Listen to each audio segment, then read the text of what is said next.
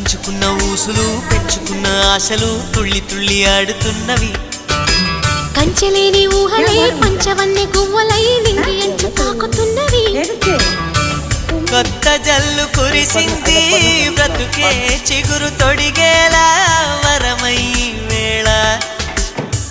వానవిల్లు విరిసింది మిన్ను మన్ను కలిసేలా ఎగసే వేళ. అణువణువును తడిపిన ఈ తడి అమృత వర్షిణి అనుకోనా. అడుగడుగున పచ్చని బాటను పరిచిన వనమును చూస్తున్నా.